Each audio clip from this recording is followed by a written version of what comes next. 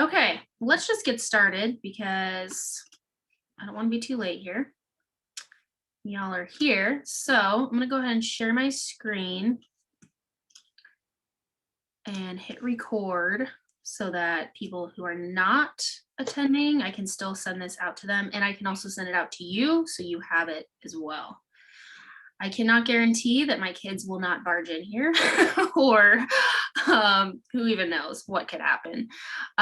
So we're just going to kind of go through this, Lindsay and I both. Lindsay, can you see this and hear me? Yep, it's looking good and you sound good. Perfect. All right, guys. Well, welcome to this hunting prep webinar. This is something that we've been wanting to do for a little bit, and then we just decided to just throw it together over the past couple of weeks because as we think of hunting season, we're like 6 to 7 months out from the main hunting season for most people, depending on whether you start in August or September. So we want to make sure that we are putting this info out for you guys so that you can start implementing this stuff right now. Now, there is an ability to chat and you can write any questions in there. We'll be able to see that. So feel free to ask questions as you go along. I might just wait to the end to do that, but just kind of sit back, relax, write down any questions for us that you have, and we'll just kind of go through this and expecting about an hour long. So some things that we're going to talk about today is to discuss kind of the top mistakes that we see people make when they prepare for hunting season or lack of. So we want to give you some really good tips to outlast your hunts. We've been there in your position where you might be hiking up a mountain and you're just crashing and you're like, how do I keep going? So we want to give you these tips to outlast your hunts, to avoid that crashing or hitting the wall, and just to be able to start preparing now for that and being able to do that all year round so that there aren't any barriers when you hit those times you need to go hiking and get out in the mountains, and to make it all work for you. So that's kind of the overview. So I'll introduce myself and then I'll let Lindsay introduce herself. I'm not sure if you guys have come in from either me or her. If you follow her, she's super cool. She's like way cooler than me. So Lindsay, why don't you go ahead and introduce yourself a little bit? Okay, can you hear me? Yep. Awesome. I'm Lindsay Persico. I live in the great state of Montana. Hunting is a giant passion of mine. My husband and my 3 kiddos and I, we all kind of, our life revolves around whatever hunting season's open at the time. I grew up in Idaho hunting with my dad, and he kind of instilled that passion in me. And I guess the fitness side of it came about when I started going out and realizing like there's a lot of mountains in the West and the elk have a tendency to go to the top of them, and I want to be able to chase them. So I started getting into the fitness side of it, and it's led me here. Awesome.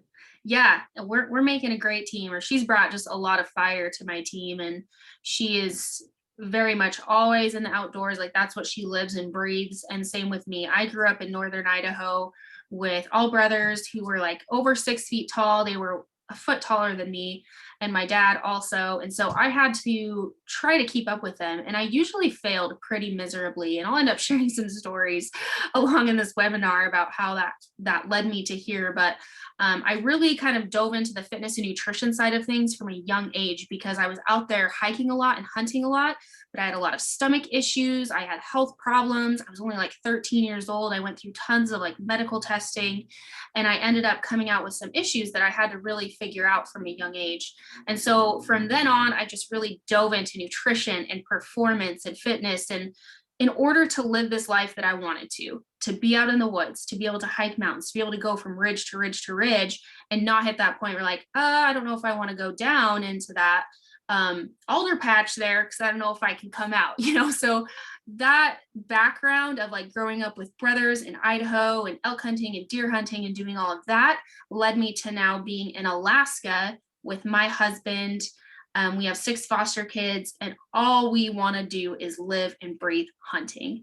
And so I want to make sure that I am healthy year round to do that. And that's why Lindsay and I kind of came together to be like, okay, how can we take these things that we've learned ourselves and implemented with other clients and helping more people? So that's a little bit about us. So, not only do we help hunters, but we've been there. We know exactly the demands that you're facing when you're on the mountain.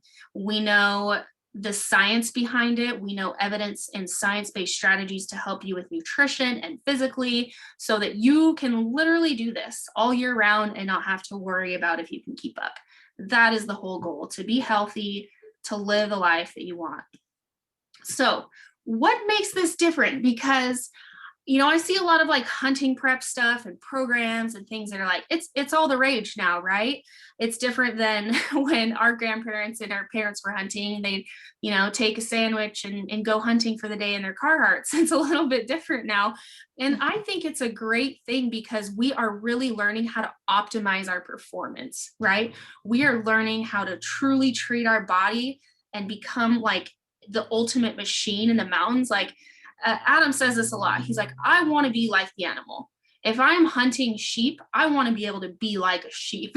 If I am hunting moose, I want to be able to be like the moose, that I am strong and I am tough. And that's the whole goal here, is to be able to keep up with these animals that we're chasing. So even though there's a lot of programs and things out there, I want to just preface this with, this is probably going to be a little bit different than the things that you're often hearing and seeing in different ads and stuff on social media or wherever else.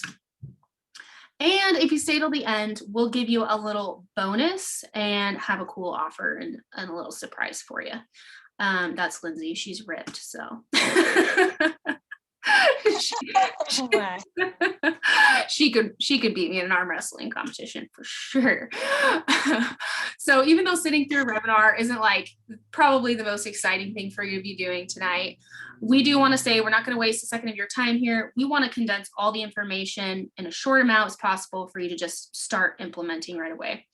Now, we've asked a lot of people over the last couple of weeks, what do you struggle with hunting? And the most interesting thing with this is it varies very widely. Some people struggle with hitting the wall. Some people struggle with having joint pain. Some people struggle with having like the strength and endurance to keep going. Some people just are really, really good at training, but don't know nutrition. Some people the opposite. So there's such a wide range of struggles that we face. So we're just going to try to condense this all into one and say, what's going to help with all of these things and solve these problems? And if you've experienced any of that stuff, you are in the right place. I'm so glad you guys are here with us listening. We feel so honored to be able to help you with that. So you deserve to really become unstoppable. When I think of how I want to perform in the mountains and how I want to help you perform, I want you to be unstoppable, to where nothing could literally stop you. You could go and go and go without crashing. Nothing's going to hold you back. So how can you get there? Now, this is kind of the ultimate recipe for hunting preparation. If you can check off all of these boxes, you are well prepared. So we've got to have the physical training aspect, right? If you want to hike up this mountain and you've never hiked or done legs before, you're probably going to struggle a little bit going up there. So physical training is important. Hydration is very important, which we'll talk about. Even the mindset and mental training, I think this is something that we don't think about a lot, but your mind is the most powerful tool that you have. Like, you could be in shape and you could do all the right things, but if you're not tough up here, you're going to talk yourself out of going over that next ridge or going to the next mountain or going after that elk that's like, you can see is 6 miles away, but you aren't sure if you can make it out of there. You don't want to pack it out of there. So our mind is so important. And we do a lot of that in our coaching as well.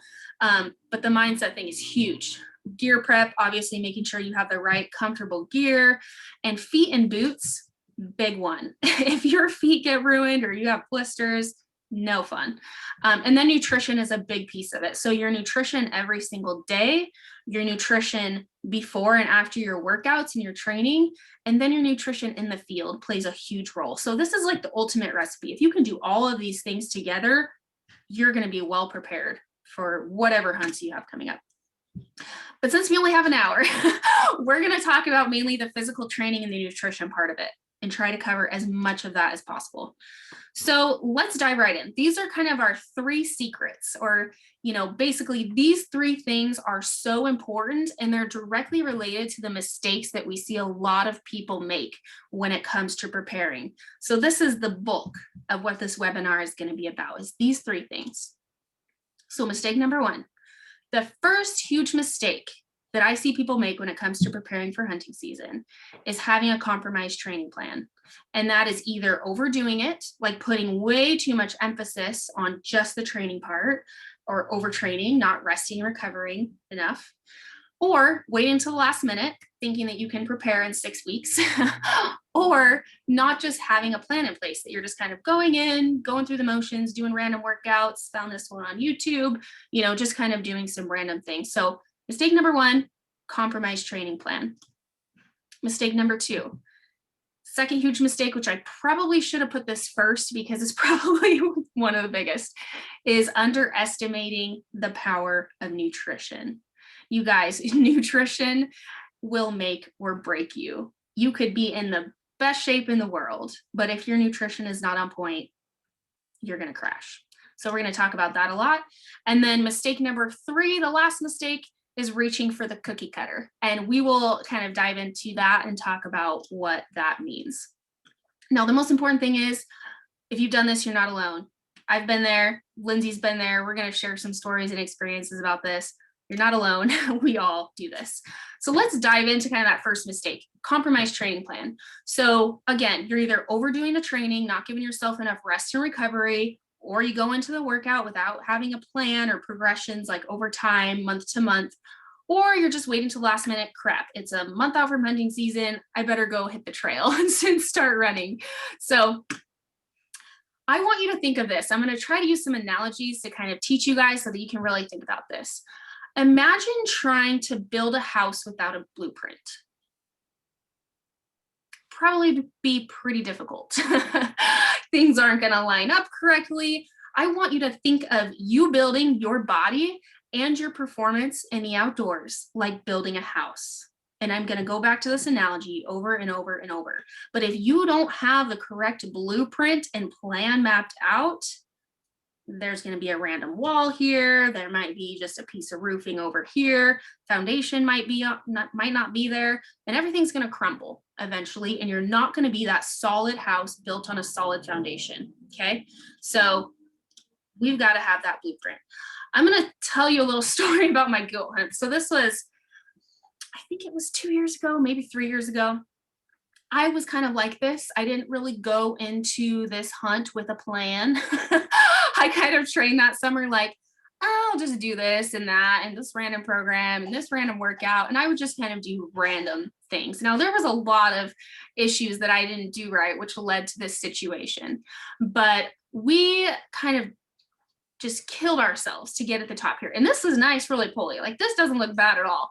I didn't really show the picture of getting up to this point, but like alders, club, like devil's club, thickets. I mean, it was so thick and it was so steep that I had to wear crampons on this very slick, wet grass. And if I slipped, I was going to slide like a mile to the bottom of the mountain. It was that sketchy. And so once I got up there and I got this goat down, which was great, then we had to get back down. And I mean, I felt like I had trained my freaking butt off. Like, I trained so hard that summer, but none of it really matched up and none of it really had a progressive plan.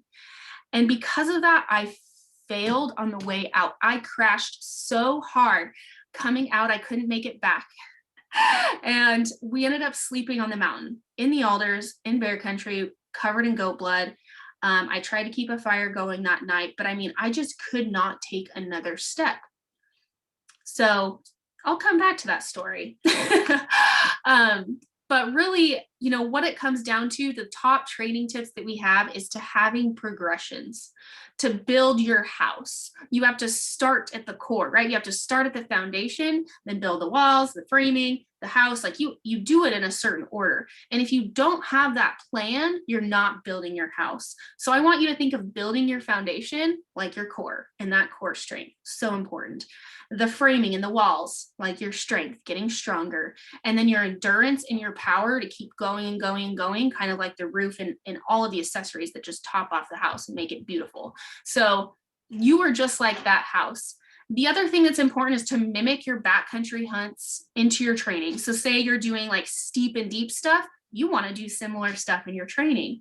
If you are packing 70 pounds, you want to be doing rucks and pack training and putting weight in your pack and literally mimicking those kinds of hunts.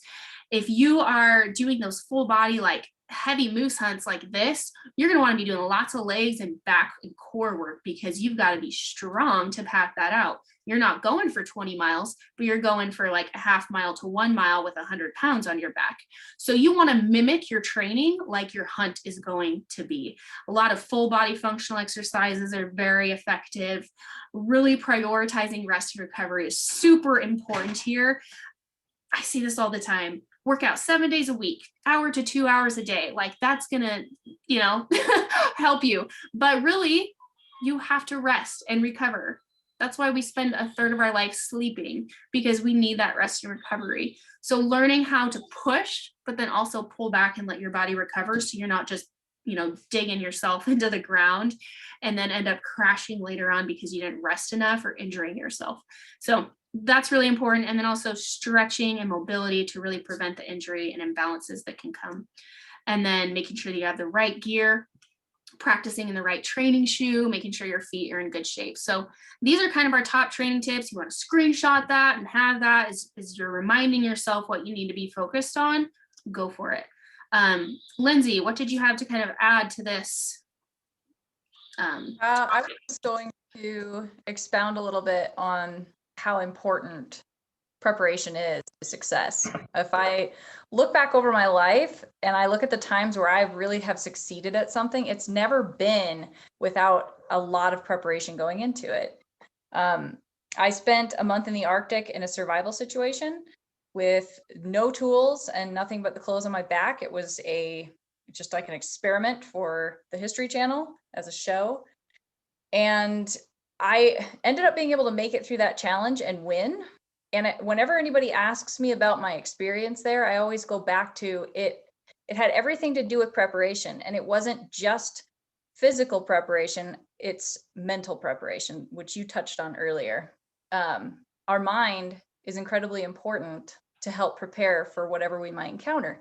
When you're out on a hunt like that, it can be, you never know what could happen. And that's what you really need to consider. You have to put yourself into the situation where you're trying to think of the worst case scenario. What could go wrong when I'm out there? What could I end up having to do? I always try to think about, I hunt a lot with my dad, and he's older than me. He's quite a lot older than me. And I think about what would happen if we're out hunting, we've hiked ourselves way back in there, and he gets sick or he gets injured and I have to help him out. All of these kind of things correlate in the fact that you need to prepare. And if you don't have a plan, your success is going to be limited.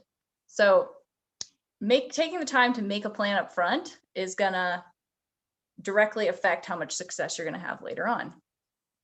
Even if you spend a lot of time planning and you try to consider everything that you need to take into consideration, there's always going to be something that comes up, and we have to consider everything. Preparation doesn't create opportunity. So when you're preparing, it doesn't mean that that's going to make an elk hop up on the hill in front of you, but it means when that happens and you're out there, if you've taken the time to prepare, you're going to be able to capitalize on that opportunity and make it turn into something that's a success story. Yeah, I love that. That's such a great point. And it kind of goes back to that blueprint. If you have that plan and that blueprint, you're going to be able to be successful quicker. And like she said, if you have that opportunity, you can capitalize on it versus kind of questioning yourself. I talked to somebody last week who was like, I'm just really kind of scared to go down into those holes, that are really, really bad. And I was worried about getting out of. I don't want to have that anymore. And I thought about that. I'm like, yeah, how many times have I held myself back mentally because I wasn't physically prepared for that situation? So such a good story. Your training and your lifestyle are directly connected. So that's why I kind of mentioned that overtraining can almost work against you because you're under a ton of stress. You're under sometimes sleep deprivation if you're sacrificing sleep to get workouts in. I am very much a proponent of, I would rather have you sleep than get a workout in. And people are like, what? Aren't you a trader? But really, sleep, your lifestyle, and all in your stress is directly connected to your performance, to your recovery, and building that house. You can't build that house just by working yourself into the dirt. So we've got to focus on stress, managing that, focusing on lots of sleep, getting rest and recovery, chronic dehydration. 90% of people are not drinking enough water. So making sure you're getting enough water so you're not dehydrated. Um, Skipping meals. This is very common among us in our busy lifestyles. If we are skipping meals and training super hard, or I see this a lot with women and hormonal issues, especially doing workouts fasted, that's going to work against you. So really working on focusing on the lifestyle things as part of your foundation to help build your house is going to be super important. Chronic dieting, never giving your body a break, under eating, over exercising, like the list goes on. Lots of alcohol consumption, excessive alcohol can also be a big factor. So just make sure that with your training, you are also really honing in on these lifestyle factors, that sleep is so important. Water is so important. Stress is so important. And making sure that you're doing those things. I added this as like $100 bills versus pennies, because I want you to think of it like this. And I mentioned exercise over sleep. So I tell my clients this: if you are sacrificing sleep to get a workout in, you are stepping over $100 bills to pick up pennies. I don't want to do that. I know you would want to do that. So I just want you to remember that the next time that you're like maybe waking up super early after only getting 4 hours of sleep because you got to get your workout in, your sleep, $100 bills. That exercise, if you're not sleeping, isn't going to do you very much, and it's going to work against you rather than for you, which is why those lifestyle factors are so, so, so important. Okay, let's kind of dive into the mistake number 2. So this is what I see a lot, is people are prioritizing the workouts and they're getting all these programs and they've got it down. They're getting in the gym every single day and they're running and they're doing all these things, but they're missing or neglecting the most important piece. And you're probably like, nutrition, come on. Like, I know this. I know I'm supposed to do this. We all know we're supposed to do this. But it's so hard to implement sometimes and learn how to make it work for you. So we're going to talk a little bit about this. You've probably heard the saying, you can't outwork a bad diet. And you just can't. You could eat or not eat and exercise like crazy. You could do 100 pull-ups and be able to be super strong. But if your nutrition is not in check, we'll see what happens. So imagine now you have the blueprint. So you have a plan in place, but now you're trying to build the house without the materials. So I want you to think of, again, building your house. We need the proper permits or permission to build that house. We need the materials and the tools to build that house. And we need the workers and the contractors come in, put it all together. So that's your nutrition. The blueprint might be there. You might have your workouts and everything down. But without enough materials, workers, permits, you're not building your house. So let's talk about that. I want you to think of your materials to build your house as protein. So protein is like the lumber, all the materials that you need to put together in order to build your house.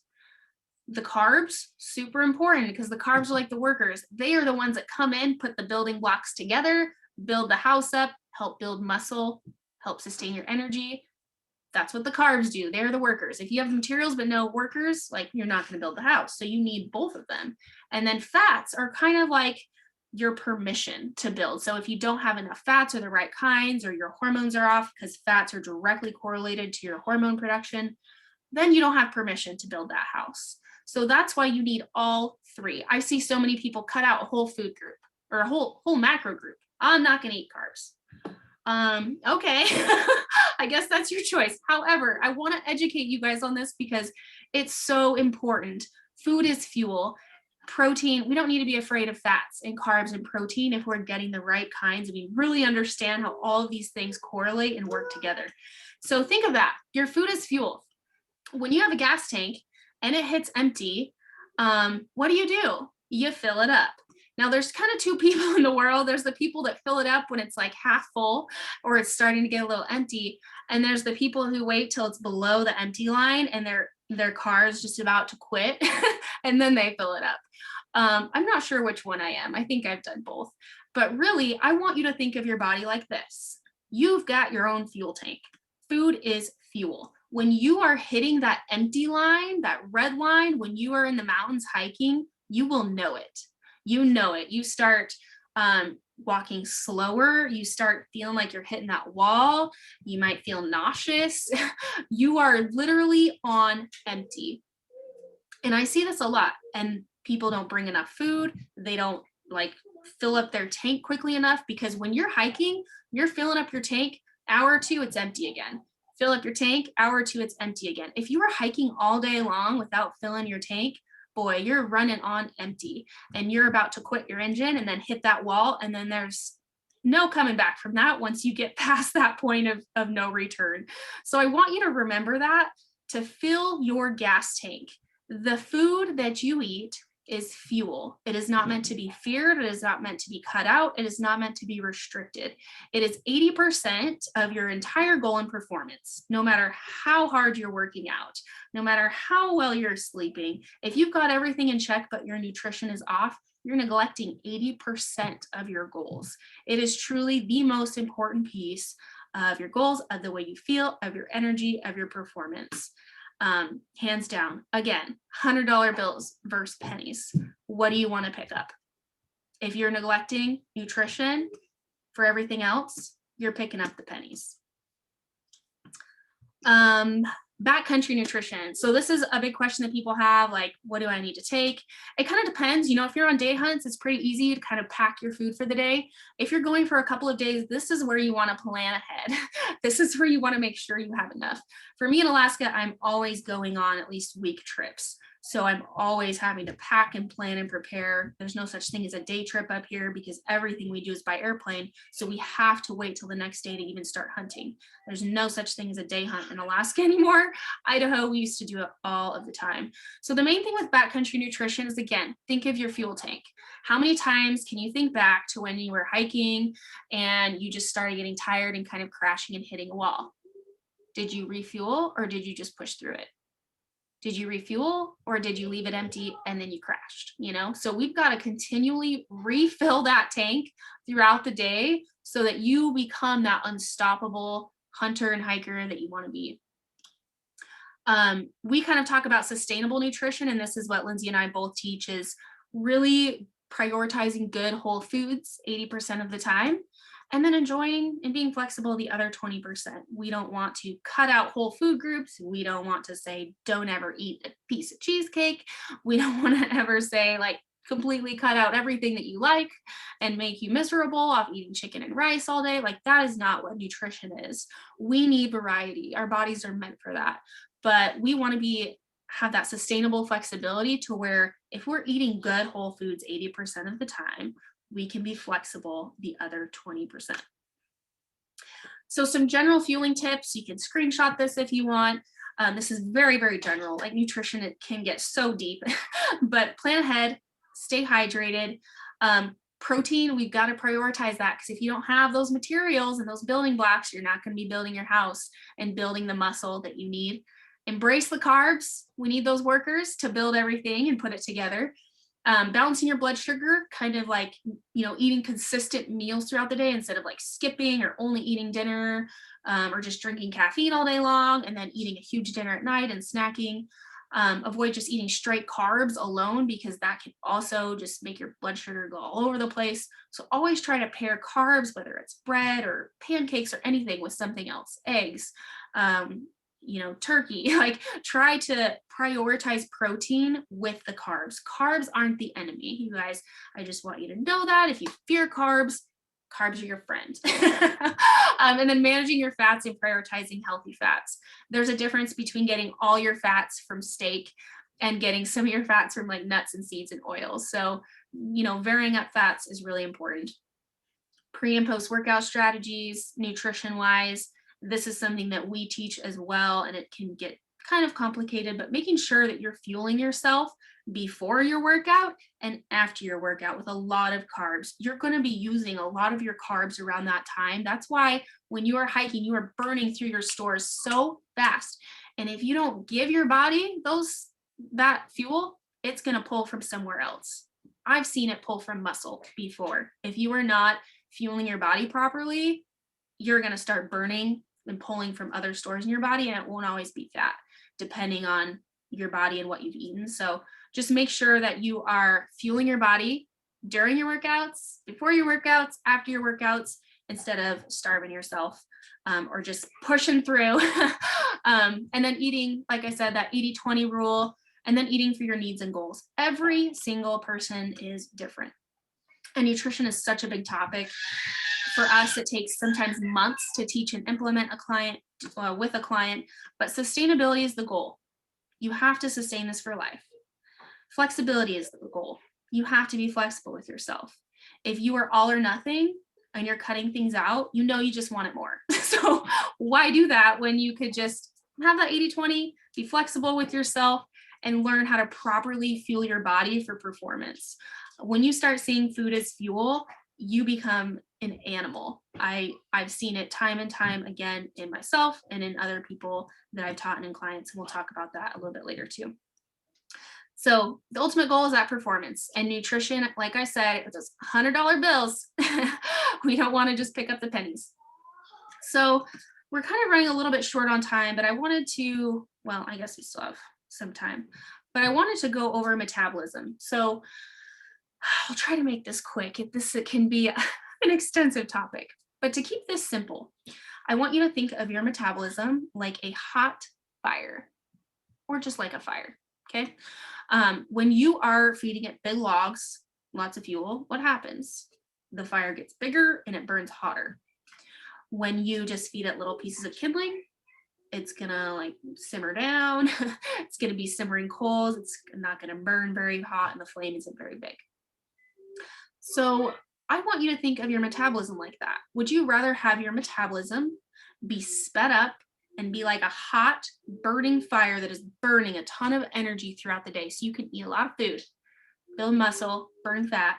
Or do you want to keep it at simmering coals where you don't have a lot of energy, you're not feeling awesome, your energy is constantly low, and you're not able to hit your goals, whether it's physically, performance-wise, anything? So that's the gist of your metabolism, and I'll show you kind of how that works in a second. Now, I want you to think of this as the total calories you burn in a day, this whole circle. Look at this huge chunk of the pie. This is the calories that you burn just based off your height, your weight, how much muscle you have, how much you sleep, that kind of thing. So basically, your base rate is 70% of what you're burning in a day. Then we add in your NEAT. This is your non-exercise. So like walking, cleaning your house, doing construction, physically moving throughout the day that's not exercise related is another 15%. So that's a pretty huge chunk of the pie just based on your body and the movement you do throughout the day. Then we add in another 10%. This is the thermic effect of food, which basically just means how much you burn with digesting food. When you eat protein, you burn more calories than if you were to eat carbs and fats. So you're burning all these calories just by digesting the food that you eat in a day. So look, that's almost a full circle just from what you eat, what your body is like, and how much you move throughout the day. What's the last 5%? Exercise. So though exercise is important, though physical training is important, I want you to just recognize that it's a very small piece of the pie in the whole big picture of things. What are you eating? How much muscle do you have on your body? How much movement are you getting throughout the day? That's really the question that we want to ask when it comes to your total calorie burn. And I'm going to draw a picture. I'm a really horrible drawer, so please bear with me here. I want you to think of your metabolism too like a sliding scale. So we just talked about BMR. That's your base, right? Base of what you need, just based on your body. And then we have the total calories that you burn in a day. If your, say, total calories you burn is 2,500 calories, or should be, based on your exercise and your body and all that, and your base rate is, say, 1,900, that's what you need just to live and breathe and for your body to do what it needs to do without any exercise. This should be your metabolism. You should be able to maintain your weight at this much. Here's what we see a lot. People are eating down here. 1,200, maybe 1,500 calories.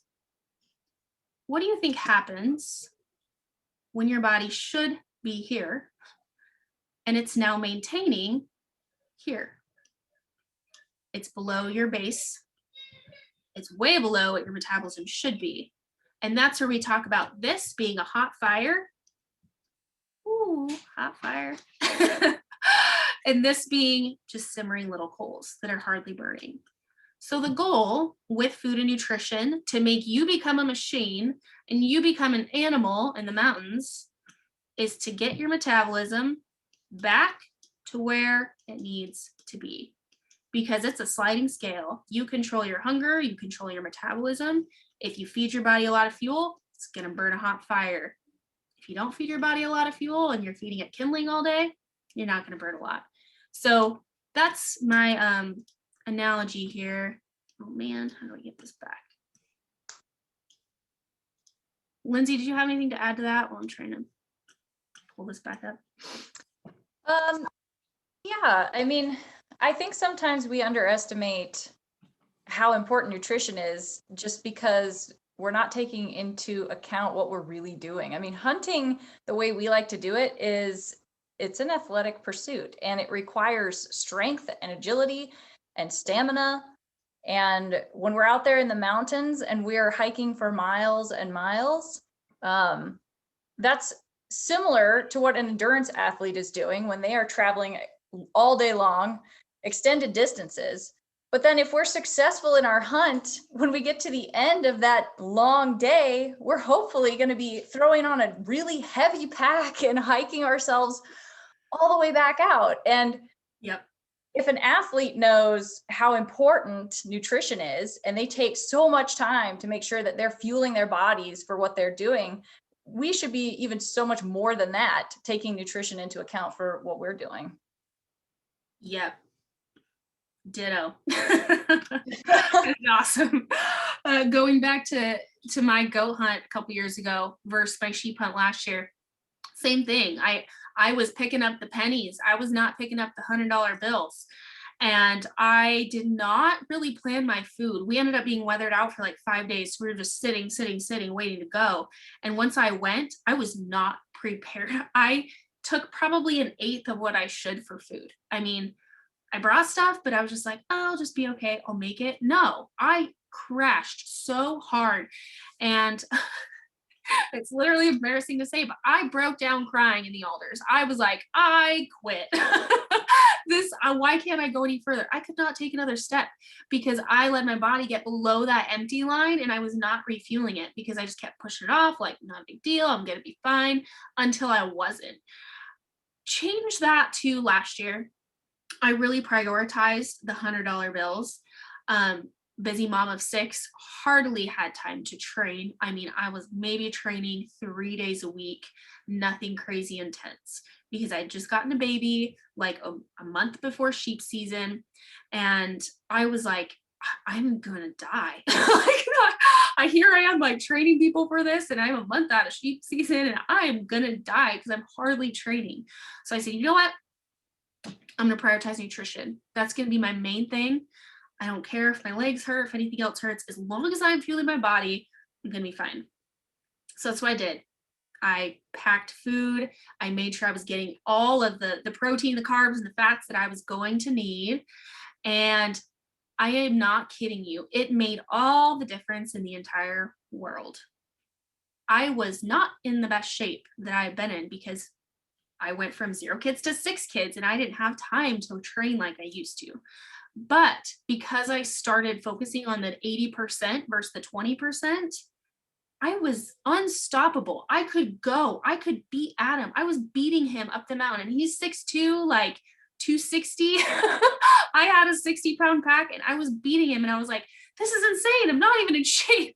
But the nutrition and refueling every couple of hours made such a big difference versus that goat hunt when I was like, meh, I'll be fine. I'm in shape. No, I was not. So I hope that this example kind of helps just point that out. Lindsay, did you have any nutrition type examples?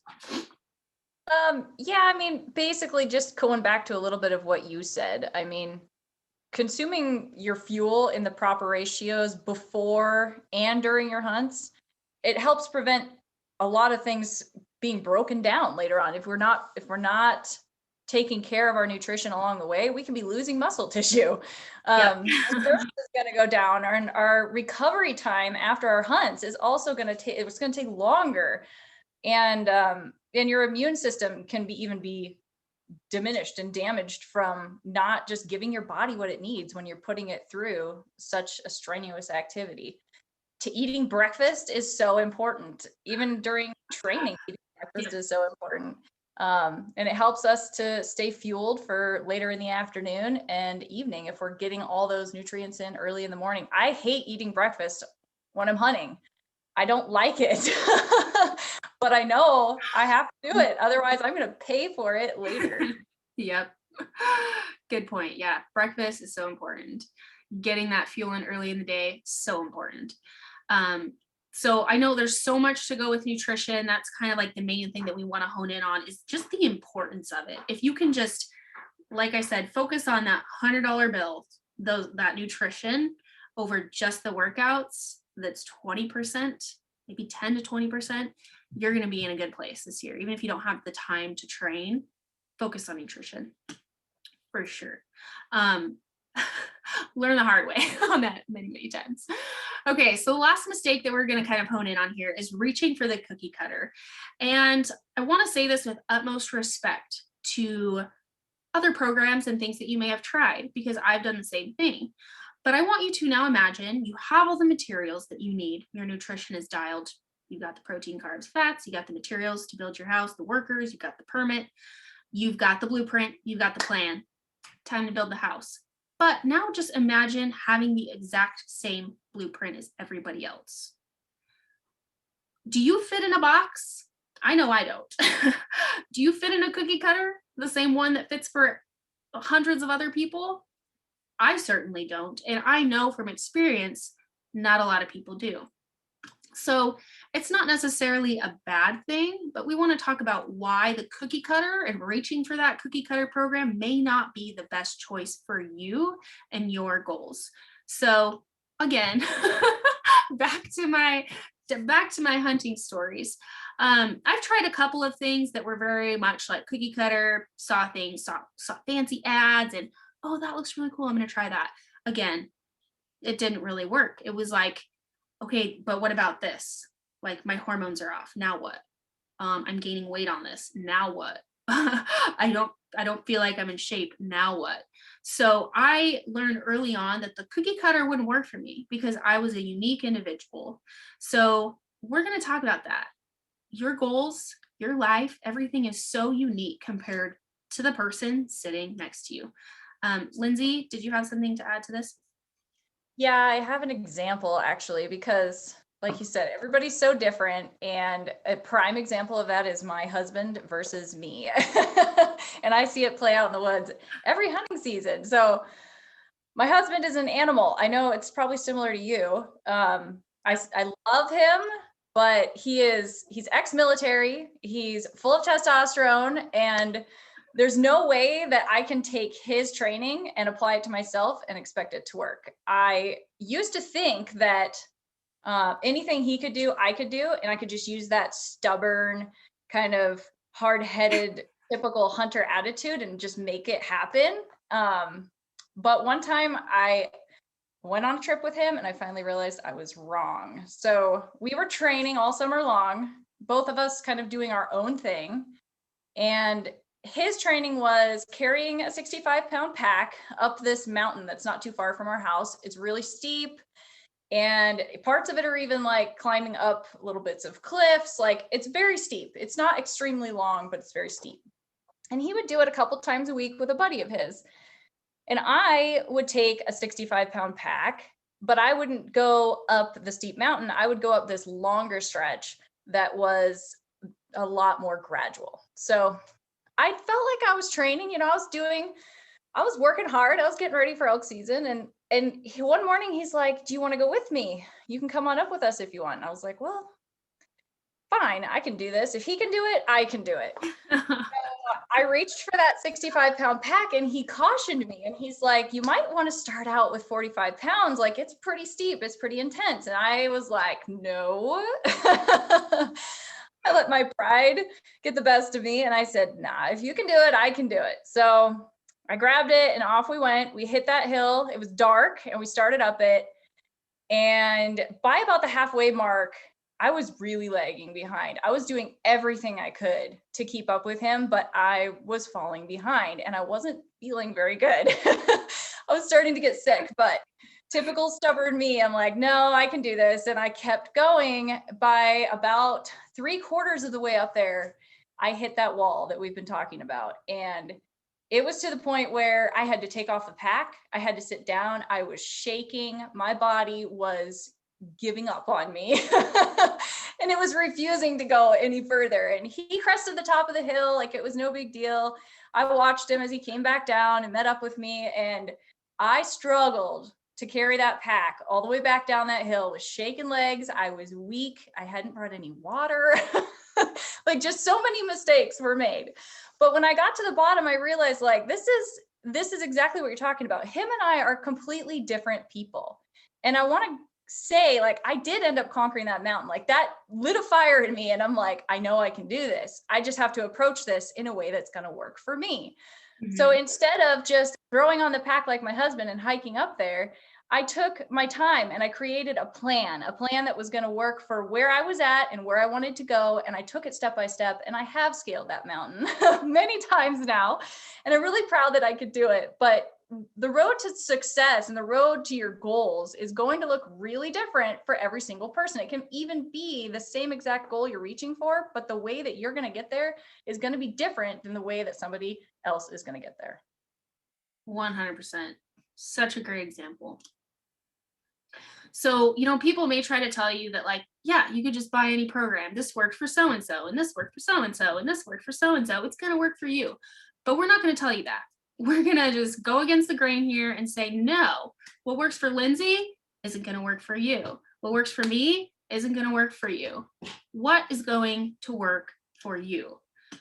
And more people are kind of failing at that last important piece of progress, because it's easy to find the information, right? You can get it off the internet, you can get it from these quick cookie cutter programs, but it's really hard to implement it for the long term.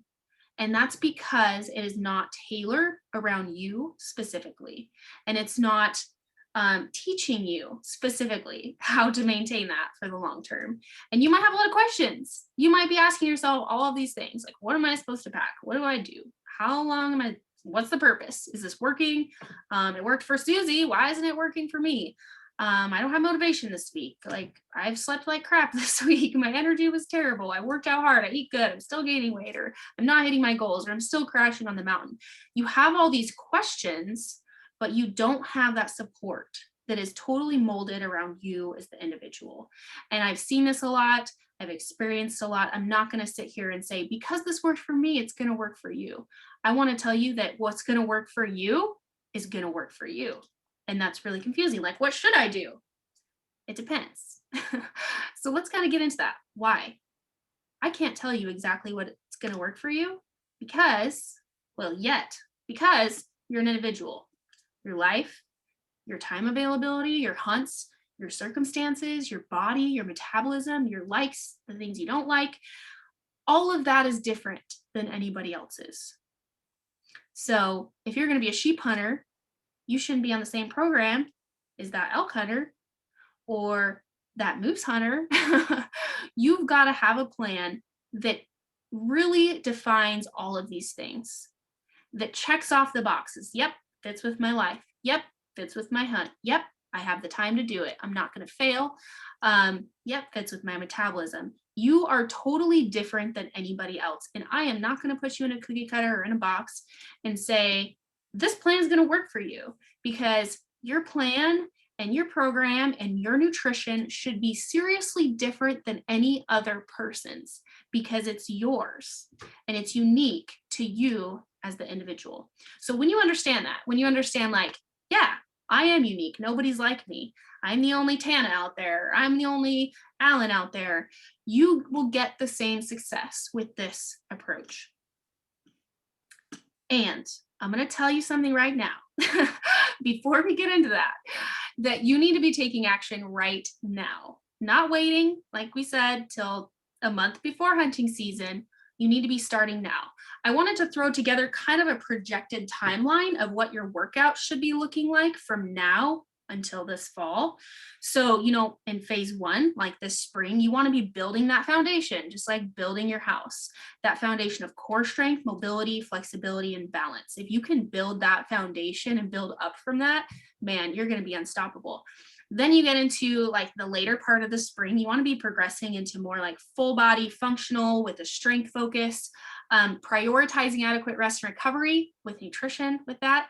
And then, kind of like phase three before your hunting season, transitioning to like the endurance and the power and really testing your cardio limits to increase your performance there and even strengthen your VO2 max. And then also like that final phase right before you're headed out on your big hunts, you're doing your final preparations. You are deloading. You are focusing on stretching mobility so you aren't going to injure yourself. You're still focusing on functional training, but you're basically like, okay, I'm ready for the race. It's time to prepare my body for that. So that's why it's so important to start now versus here, because you've missed the foundation and building the walls and now you're at the roof and you're like, crap, I haven't built my foundation. So we've got to make sure that we're progressing and have a specific blueprint and plan. When we look at the nutrition, kind of same thing. We've got to build that solid foundation with nutrition of the materials and having the workers and having the permit to get started on that. Then we've got to progress when it comes to the nutrition around your workouts and focusing on nutrient timing to build muscle, to recover, to hit your goals where you want to be here. And then transitioning into longer strenuous workouts, how you feel your body then, just like an athlete, like Lindsay said.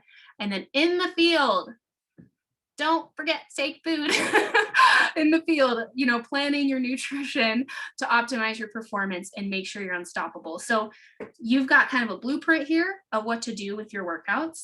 You've got kind of a blueprint here for your nutrition. How is that going to change phase to phase, which is why we should be starting right now, not a second later. So a little bit about our approach and how we do this is, again, you're like an athlete. If you're doing this stuff and you live and breathe hunting, you should be feeling good. You should be feeling unstoppable. Don't just go through it like, I'm gonna be fine. I'm gonna make it. Because then you end up like me on that goat hunt where I literally crashed and I couldn't go anymore. So if it is holding you back from going the extra mile, if anything is holding you back, any of those struggles that we've talked about, it should be overcome and it can be overcome because you have the ability to do whatever you put your mind to, but you want your body to keep up with your mind, right? So if you don't make those changes, you're going to get what you've always got. If you do what you've always done. So we came together. We were like, okay, what can we do here to really put this out there, to kind of go against the grain and be like, okay, nutrition. How can we get this out there and totally tailor it around you to not fit you in a box, to not put you in a cookie cutter, but say what is going to mold directly to you as the individual. So we had two options there. We can make that basic cookie cutter program everybody's doing, right? Or we could tailor that program around you as the individual. This includes everything we do for our clients. Video consults, strategies behind the nutrition and the lifestyle and the mindset, and then the weekly mentorship to really teach you all of this stuff to maintain it, but really addressing every single puzzle piece of your life. That's what's so important about this, because it takes all of those pieces to build your house. Going back to building your house, we want to address every single problem.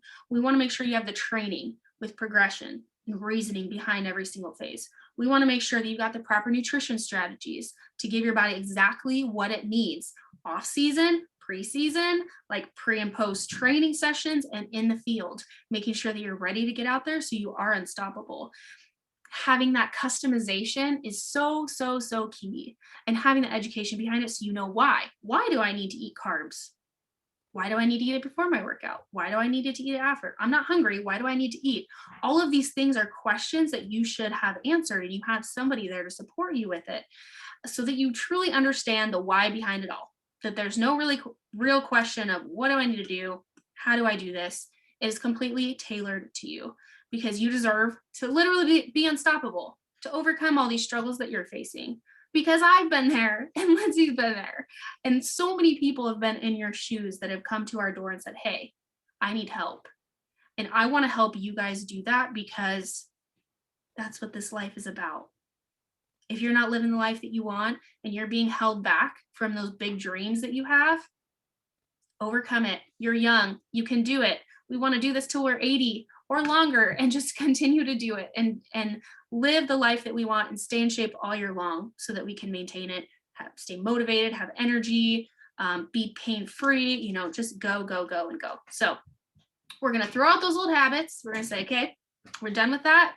Everything I've tried in the past hasn't worked. That's behind me. What can we do moving forward? So in these last few minutes, we just want to give you guys something that would hopefully be helpful to you. I hope you've learned something. I hope you look back and say like, wow, I didn't really realize how important that was. And I was maybe focused on this over this. And it's really, really impossible to fit in everything in a 1-hour webinar. I don't know if you know that, but if we had all week, we would still be teaching you things and you'd be like, oh my gosh, I'm over this. But we wanted to just give you those important facts of the physical training and the nutrition so that you have something to start implementing and thinking about. And we want to just give you this offer now so you can get everything you need to know, start doing it. So we wanted to introduce the solution. Now, I want you to have literally the best hunting season that you've always had or have ever had, because I get to do lots of cool things and I really love it. And I just want to help other people do that too, because that's what it's all about. So we want to really encourage you that it is so possible. If you have mindset barriers and you have things that you're just like, I don't think I can do this, you can seriously become unstoppable. So this is the program that we've made. This is going to be unparalleled customization. This is like everything totally custom to you so that you stop hitting the walls and you outlast your hunts.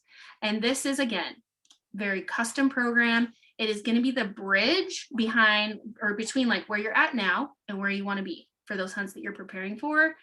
Yep, I climbed all the way up there. That was a lot of fun. But I had the nutrition down, so I felt pretty good. I actually beat Adam up that mountain. He would not be happy if I told you that, but just did. So when you elevate your health, you're really elevating everything, your life, your hunts. When you start feeling that unstoppable in you, it is amazing what you can accomplish. You can do anything you put your mind to. I wanted to just show you a couple of, whoops, did I skip this? Yeah. I want to show you these examples of some clients that I worked with. This is Joey. He's an animal.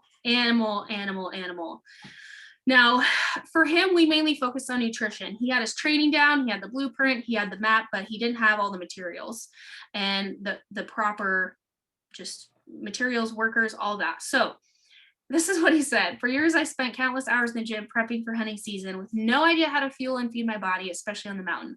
My hunting partners would throw Snickers bars at me to try to stop this hangry jerk. Tana's coaching up my level. I've learned so much about nutrition, rest, stress, and hydration. All of that becomes performance. There's no shortcuts. It's a lot of hard work and totally worth it. In some ways, your body's like a rifle, and Tana will help you find the right load recipe. Tana even figured out how to stop the digestive distress from meals in a bag. Ask her about it. So I just love that. Your body is like a rifle. We got to find the right load. Just like you don't fit into a cookie cutter, we've got to find the right tailored program for you specifically based on your life, your circumstances, your hunts, the things that you're struggling with, because every single person is different. And he had such a killer season. That was so awesome to watch him go through that. And he has just become a total animal. This is another client of mine. This is Jason. He did a sheep hunt last year.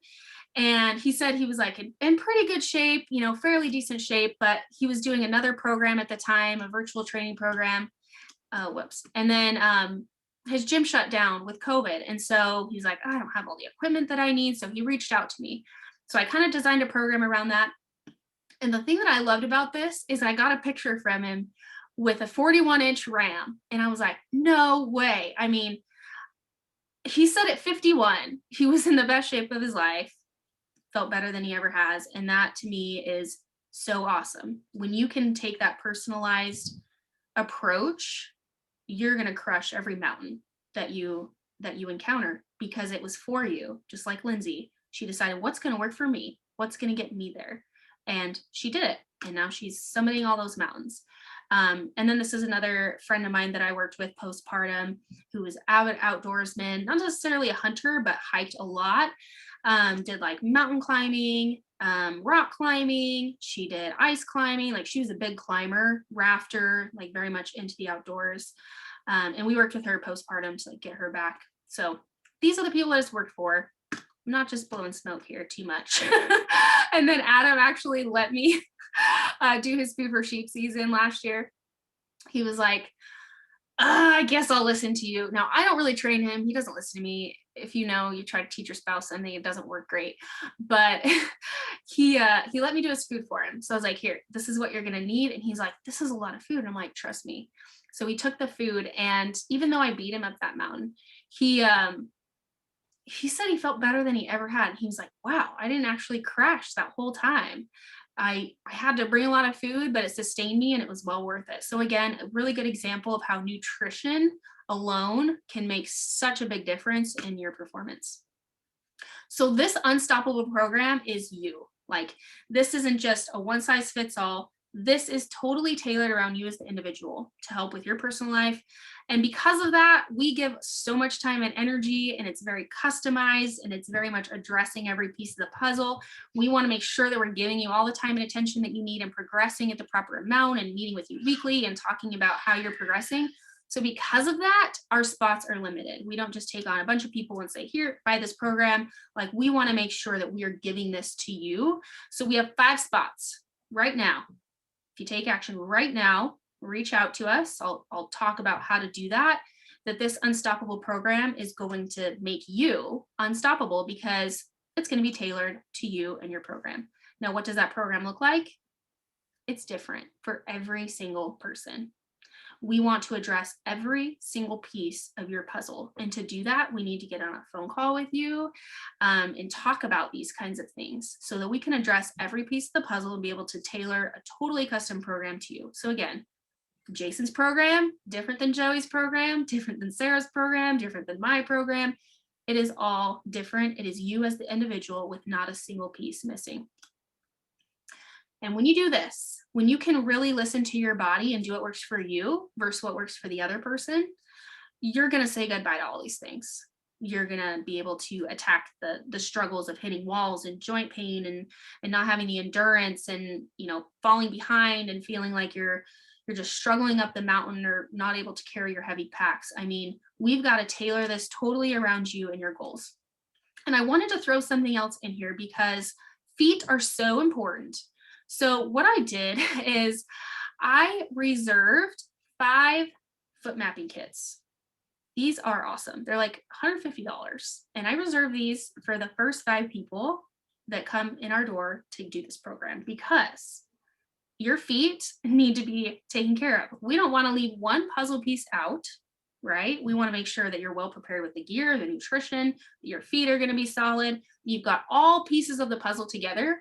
So I reserved 5 foot mapping kits from Lathrop and Sons. They're, again, custom fit. I'm very much a fan of custom, no cookie cutter.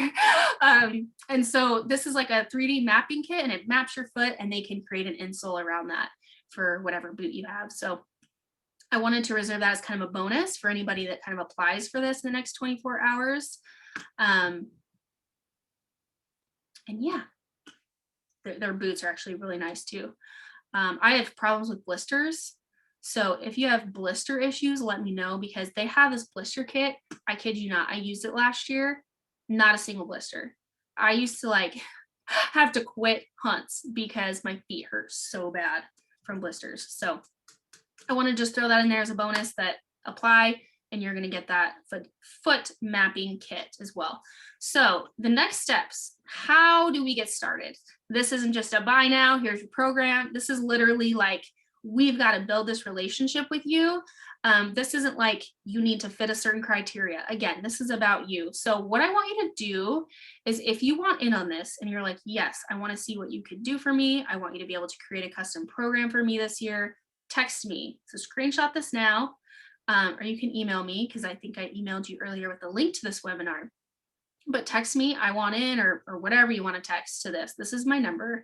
And I want you to send that to me so that I can get you the link to get on a phone call with Lindsay and I, so we can talk and have a consult and see what you're going to need specifically. And that doesn't mean that you are like, that you have to follow through. This is to see like, are we going to fit well together? Because we care about you. We want to make sure that we're setting you up for success to where you can do this for years and years and years down the road. And you can kind of follow us here and stay updated. Lindsay, do you have anything to add to that? That was great. No, you did awesome. That was so much information to pack into an hour, and you hammered it out. Good job, girl. Cool.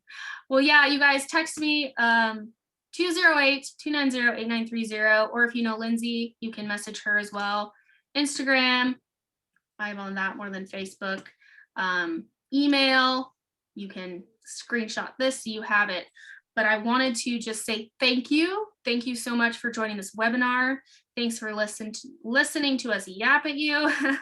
And I hope you're able to learn something from this. And if you have any questions for us, please, please, please ask us. I don't know if you guys put anything in the chat, but let's see if I can. Yeah, there were some questions there I saw come up while you were talking. How do I do that? Because I'm so good at technology. Yeah. Okay. That would be a dream to keep up with the animals. Yep, you can do it. My biggest hang up is I don't seem to get hungry or thirsty in the cold, so I end up dehydrated near the end of the day, then the joints fail and I fight my body back to the truck. Yeah, 100%. So it's kind of that thing when we don't eat or we don't drink and we're not listening to our body, it just kind of snowballs. So I hear this a lot, like, well, I'm nauseous, so I don't eat. But if you don't eat, you're going to continue to be nauseous. So it's just going to continue to do that. So really prioritize food, water. What are thoughts on pre-workout supplements? It depends. As far as supplements go, a supplement should be a supplement to your nutrition. It should not replace it. It should not take place of it. It should be a supplement to what you're already doing. So if you're getting in good pre-workout nutrition, you shouldn't necessarily need it. But if you want it and you feel a difference, and that's another thing, I think a lot of supplements are honestly a big waste of money unless there's a big purpose behind it. So people put, again, the pennies, putting a big emphasis on the pennies of the supplements without looking at their actual food first. Can you provide an example of a decent daily meals for someone doing 10 plus miles in the cold? My answer to this is, again, Brian, it depends. It depends on the individual, 100%. For me, it would be a big breakfast. I like Peak Refuel mountain berry granola. I eat that a lot. So I'm usually doing a big breakfast with that. I'm eating every 2 hours because my blood sugar drops very fast. I go through my stores pretty quickly. And then lunches, I'm doing like venison and sausage, like getting some kind of protein in with a big amount of carbs, whether that is like dried fruits or, you know, even like trail mix has lots of fats in it. The main thing is fats add up very, very quickly. They're lighter, so it's nice to carry fats, but you also want to make sure you're getting enough carbs in because you can burn through those quicker, like fruit snacks and even like those quick, simple sugars like that. And then dinner, I make my own freeze-dried meals of like lots of potatoes and steak and broccoli and like this big meal, I make my own. So it really depends on the individual, Brian, but that's something we could chat about too. Like say you have your workouts and everything down, you want to focus on nutrition, chat with us. We can get you a custom plan. Any brand recommendations if you have some? Oh, there's so many brands. Steel Supplements is really good. They're pretty solid. Bucked Up tastes good and they're made in the USA, but also higher artificial sugars. I personally have more digestive distress with artificial sugars, so I try to stay away from it. But if you're thinking like pre-workout energy boosters, that's good. Carbolin is a good brand for like quick sugars that you're drinking. So it's basically like a Gatorade. I'll have my clients take that because they're just drinking carbs instead of having to stop and eat. That's probably a good thing for you to do, Brian. In the email, I will try to make a list of other supplements. There's a whole bunch of different brands. You want to look at the quality. Is it good quality ingredients or is it just all sugar? I mean, you're going to burn through sugar, but still, we want to make sure that the quality ingredients, quality products, probably made in the USA. Joey, the fire is weak. Yeah. Okay. So, any questions? Let us know. Feel free to message us. Other than that, thank you all so much for joining us today. Let us know if you have any questions, and we will talk soon. Thanks, guys.